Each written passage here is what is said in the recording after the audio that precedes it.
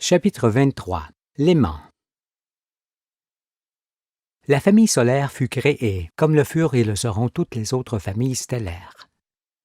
Les étoiles sont en effet des soleils, comme le nôtre, qui ont également des astres, des planètes avec leurs satellites. Et le soleil éclaire un monde vivant, comme toutes les étoiles éclairent aussi leur propre monde.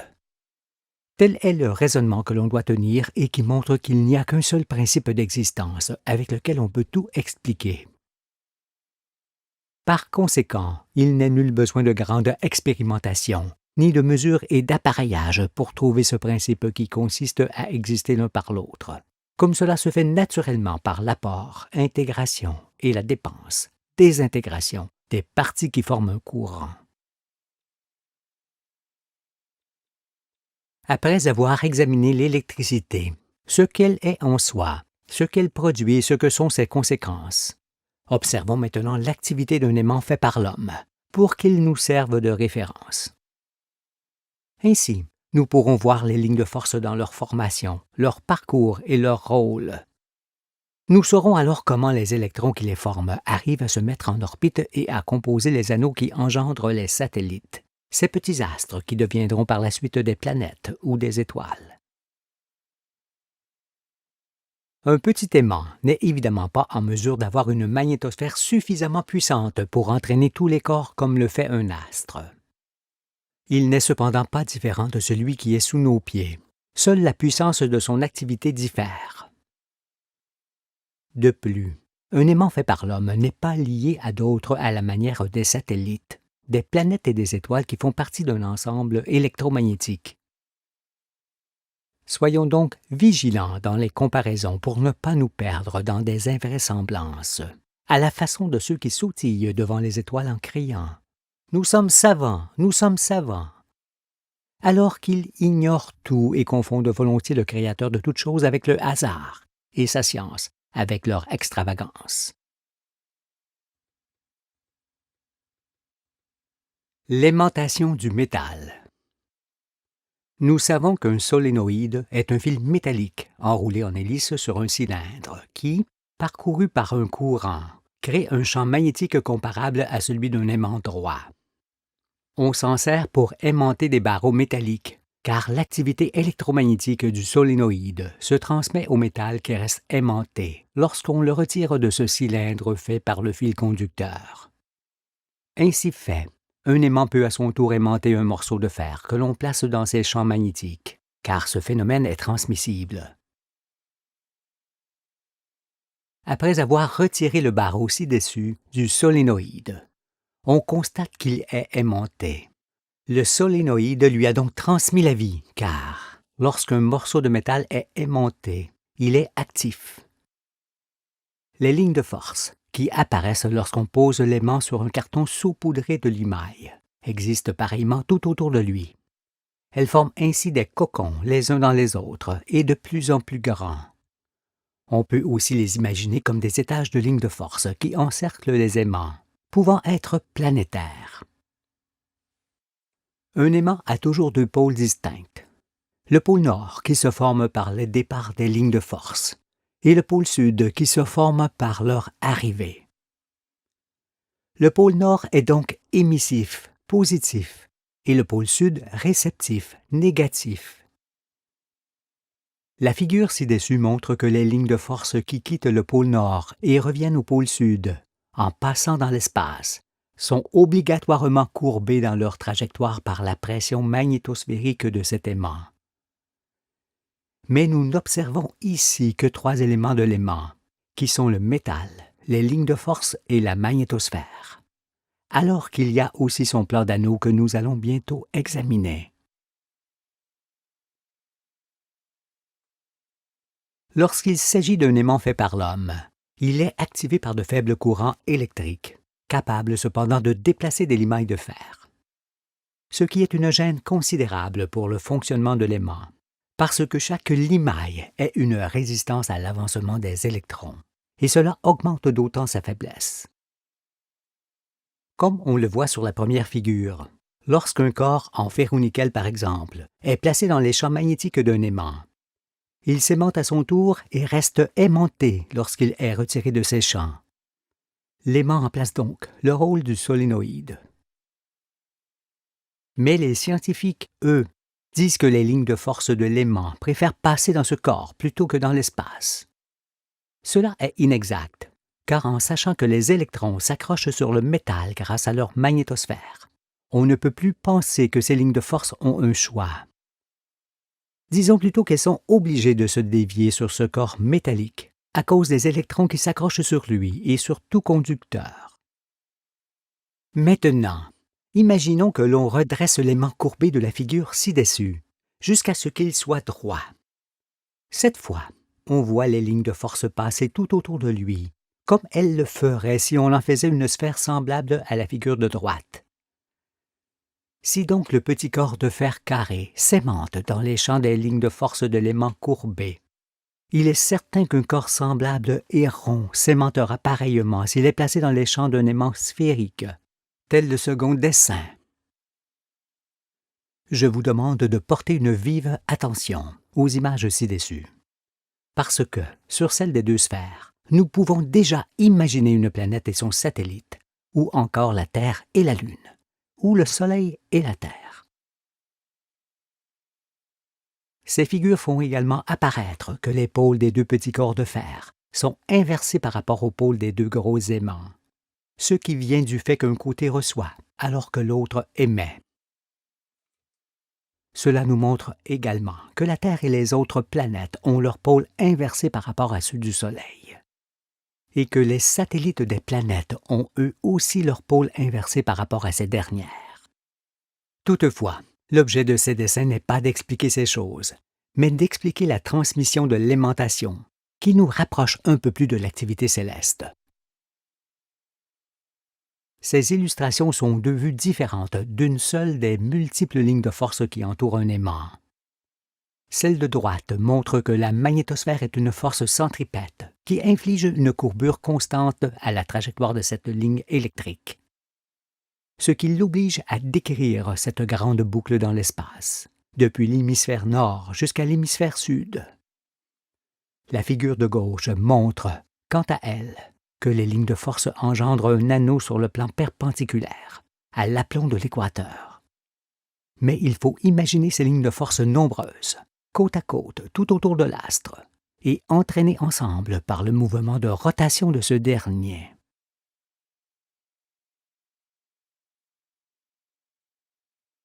Formation des anneaux. Que des particules soudées entre elles soient en orbite autour d'un aimant planétaire, comme lorsqu'elles forment un corps solide, ou qu'elles soient en orbite en étant libres. Cela est semblable. Si petits soient-ils, les électrons sont des masses ayant une inertie. Ils sont animés d'une vitesse fort élevée qui exerce sur eux une force centrifuge considérable lorsqu'ils décrivent les plus grandes spires des lignes de force, à l'aplomb de l'équateur. C'est pourquoi beaucoup échappent aux lignes de force en cet endroit et se mettent en orbite autour de l'astre, de part et d'autre de ces lignes, et perpendiculairement à ces dernières. Ainsi, ils forment progressivement deux anneaux côte à côte et tournant en sens contraire. Créés par une seule rangée de lignes de force, par un seul étage, ces deux anneaux sont les deux parties d'un même ensemble, entraînés par l'astre duquel il dépend.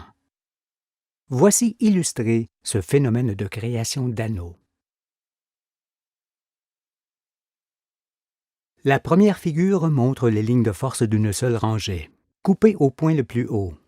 Elles tournent toutes sur elles-mêmes, dans le même sens. On voit des électrons s'échapper de ces lignes, car leur grande vitesse de rotation, qui exerce sur eux une force centrifuge considérable, les propulse de part et d'autre de la ligne médiane. Ainsi, les premiers électrons qui se mettent en orbite autour de l'astre en entraînent d'autres à leur suite. De la sorte, l'anneau qu'ils commencent à former se densifie peu à peu. Il devient alors progressivement une masse diffuse, une masse fluide importante qui alors attire toujours mieux les électrons des lignes de force. C'est pourquoi, lorsqu'il en sera rempli, saturé, cet anneau donnera naissance à une perle de ferro-nickel, à un satellite. Nous y viendrons. Pour l'instant, l'image du haut nous montre que les lignes de force tournent sur elles-mêmes, de gauche à droite, en donnant le sens de rotation des deux demi-anneaux qu'elles produisent dans l'espace. Mais elles peuvent, tout aussi bien, tourner sur elles-mêmes de droite à gauche sur un autre étage, en inversant de la sorte le sens de rotation de leurs demi-anneaux. Le dessin du bas, où ne figurent plus les lignes de force, montre à la fois la zone centrale dans laquelle il ne peut y avoir des électrons et les polarités qui se créent. Comme la Terre tourne à la fois sur son axe et autour du Soleil, les lignes de force tournent sur elles-mêmes et autour de leur astre qui les entraîne tout ensemble dans son mouvement. Une ligne de force n'est pas un fil rigide, mais un courant, un fluide fait par des électrons. Plusieurs d'entre eux se mettent en orbite pendant que les autres continuent leur trajet au sein de la ligne allant d'un pôle à l'autre. Ces lignes déversent donc partiellement leurs particules sur l'anneau qui s'en remplit. Cela est semblable lorsqu'on prend un peu d'électricité sur un conducteur. Ce qu'il en reste n'en continue pas moins de circuler sur celui-ci. Ici, c'est la même chose. Un peu d'électricité est prise continuellement. Sinon, si toute l'électricité des lignes de force était absorbée par les anneaux, il ne pourrait plus y avoir de retour de ces lignes au pôle, et le système entier ne pourrait exister, faute de circuit. Alors, rien ne serait possible. Ceci représente l'évolution d'un anneau au sein de la magnétosphère de l'astre. On y remarque la dispute continuelle des forces centrifuges et centripètes qui s'exercent sur lui, comme sur tout corps en orbite et en apesanteur. Par la force centrifuge, le demi-anneau extérieur tend à s'éloigner de l'astre, tandis que, par la force centripète, le demi-anneau intérieur tend à s'en rapprocher. Mais ni l'un ni l'autre ne peut y parvenir. Cela, en raison de leurs polarités différentes et de l'attirance qui se crée entre eux avec leur magnétosphère. Tout cela distingue les deux demi-anneaux qui n'en forment qu'un seul et qui est entraîné, dans son ensemble, par la rotation de l'astre sur lui-même. Au fur et à mesure que l'anneau augmente sa densité par l'apport incessant d'électrons, il peut être considéré comme du métal fluide ou comme une grande masse diffuse. Il suffit alors qu'il s'établisse un contact entre ces deux demi-anneaux pour qu'il se produise un court-circuit qui donnera naissance à une grosse perle de ferro-nickel. Celle-ci se refroidira alors aussitôt dans sa masse, puis s'aimantera dans les champs magnétiques de la planète et obligera tous les électrons de l'anneau à passer sur elle, ce qui échauffera sa surface cette fois et fera augmenter sa taille par soudure des électrons. On dira, peut-être, que si un astéroïde conductible se positionnait au centre de cet anneau, il pourrait établir le contact entre les deux demi-anneaux, qui s'effondreraient alors sur ce point en donnant naissance à une perle métallique. Non, le noyau métallique d'un astre n'apparaît pas de cette manière. Nous verrons par la suite que l'activité du Soleil est variable et qu'une augmentation soudaine de son activité se répercute forcément sur la planète. Ce qui suffit à fournir un surcroît de charge à cet anneau planétaire et provoque de la sorte le contact qui donne forme à une perle ferro-nickel. Celle-ci est un petit satellite dont nous suivrons la croissance.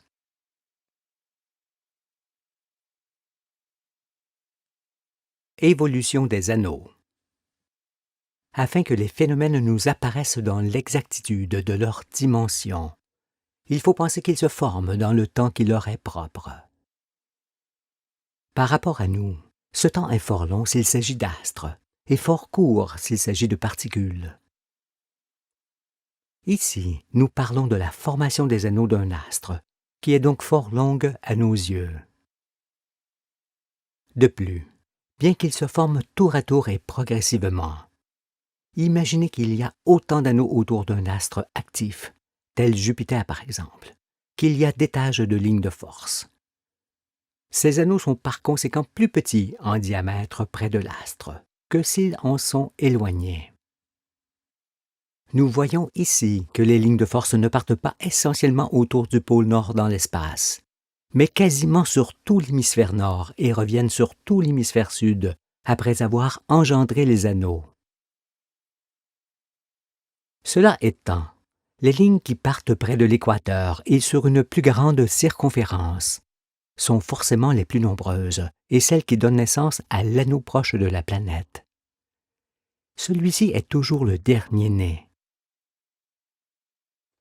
Les anneaux se forment chacun à leur tour à l'aplomb de l'équateur, tout en haut des lignes de force, et s'écartent lentement de l'astre par augmentation progressive de leur circonférence. On peut comparer cela à des ondes sur l'eau qui s'en vont au loin. Il faut regarder ainsi l'éloignement des anneaux, en pensant toutefois que durant toute une vie d'homme, on ne pourrait assister à aucun changement de position de ces anneaux. Tant est grand et long ce phénomène. Cependant, ils s'écartent de l'astre dans le temps, en éloignant avec eux le satellite qu'ils portent pour laisser la place à d'autres enfantements. Au fur et à mesure de l'augmentation de la circonférence de l'anneau, qui s'éloigne ainsi de l'astre, on comprend que le départ des lignes de force suit le mouvement et se déplace vers les pôles de l'astre. C'est pourquoi, et ainsi que la figure le représente, les lignes les plus anciennes sont celles qui entourent les pôles. Elles sont aussi celles qui portent les électrons sur le plus lointain des anneaux, qui est aussi le plus ancien et le plus grand. Les anneaux se forment progressivement dans le temps, les uns à la suite des autres. Un premier anneau apparaît près de la planète, et il donne naissance à un satellite. Puis il s'écarte lentement par augmentation de diamètre en amenant le satellite avec lui. À la suite de quoi, il se forme un deuxième anneau et un deuxième satellite, puis un troisième, et ainsi de suite. L'astre entraîne ses anneaux dans sa rotation, et c'est forcément le plus proche de l'astre qui tournera le plus vite. Cela, parce que plus les anneaux sont éloignés, plus les électrons mettent du temps pour effectuer une révolution entière, en raison de l'augmentation de la circonférence. Si donc on imagine une planète sur chacun des anneaux de la figure ci-dessus, en pensant qu'il s'agit de l'ensemble électromagnétique du Soleil au centre duquel il règne, on remarque que ces planètes seront obligées de tourner sur elles-mêmes, puis autour du Soleil dans des années de différentes durées. Du fait qu'elles sont des résistances électriques, plus les planètes absorbent les anneaux, plus elles sollicitent le Soleil. Ce qui a pour effet de faire descendre d'autant sa magnétosphère sur lui et de l'activer en conséquence, comme ce sera expliqué. Mais cela témoigne que ce sont bien les planètes qui font fonctionner le Soleil, et qu'il en est obligatoirement de même pour les autres étoiles.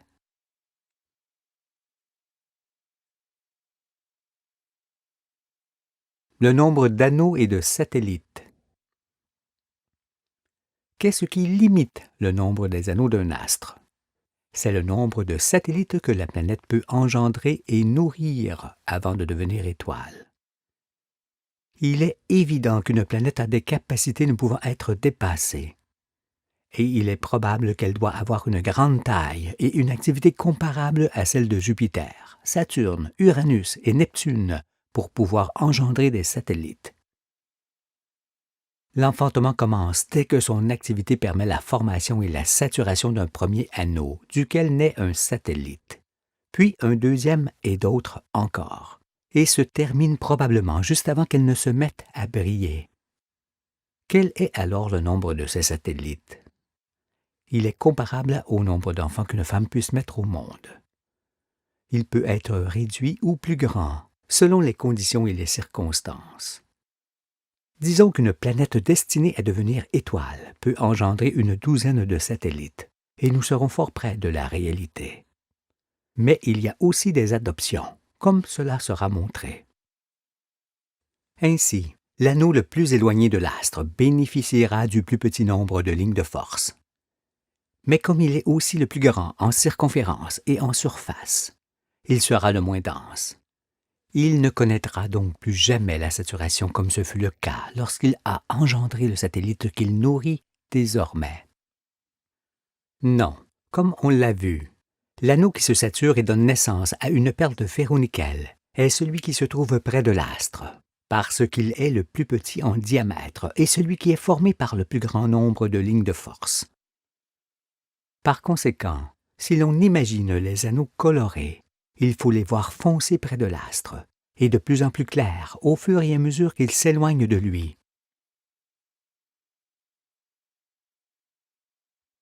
L'interdépendance des aimants. La magnétosphère a un rôle prépondérant sur la formation des anneaux, car sans elle, la mise en orbite des électrons ne pourrait se faire, comme ne pourrait s'effectuer la rotation des satellites autour de leur astre. Mais la magnétosphère d'un astre actif, comme le Soleil ou les planétoiles, augmente d'importance au fur et à mesure de l'augmentation du nombre de ses satellites. En effet, le satellite se nourrit de l'anneau. À son tour, l'anneau se nourrit des lignes de force, et celle-ci de la magnétosphère qui descend d'autant sur la planète. De ce fait, le satellite absorbe indirectement la magnétosphère de la planète qui lui a donné naissance. On en conclut alors que plus un astre a de satellites, plus puissante est sa magnétosphère. Et celle-ci croît encore proportionnellement à la croissance de ses satellites. La pression magnétosphérique d'un astre est donc variable et change la pesanteur en conséquence. Sur la figure qui précède, on peut imaginer une planète sur chaque anneau et voir ainsi ce qu'il en est exactement dans la famille solaire. Par exemple, on observe que le Soleil, qui est un aimant tournant sur lui-même, entraîne dans sa rotation sa magnétosphère, ses lignes de force, ses anneaux et ses planètes.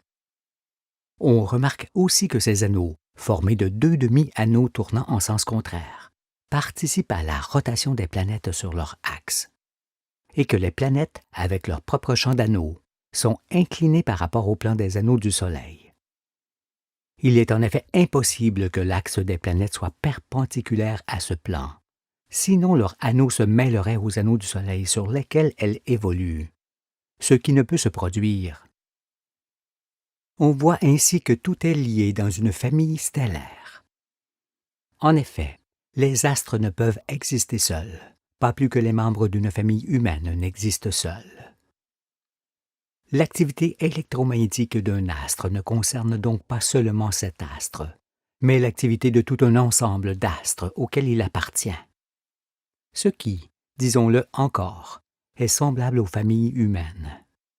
Car le principe d'existence des astres que nous étudions est le principe d'existence de tous les corps et de toute composition de corps de l'univers. Vous trouverez les réponses aux questions que vous vous posez. Pour l'instant, et afin que tout cela reste clair, imaginez le satellite naître de l'anneau de la planète, dans lequel il puise ce qui est nécessaire à sa croissance. Voyez ensuite cet anneau lui-même puiser dans les lignes de force qui l'alimentent. Puis les lignes de force puisées dans la magnétosphère qui descend abondamment sur la planète. Puis la magnétosphère de la planète puisée dans celle du Soleil. Celle du Soleil dans celle de la galaxie. Et cette dernière puisée dans l'espace intergalactique.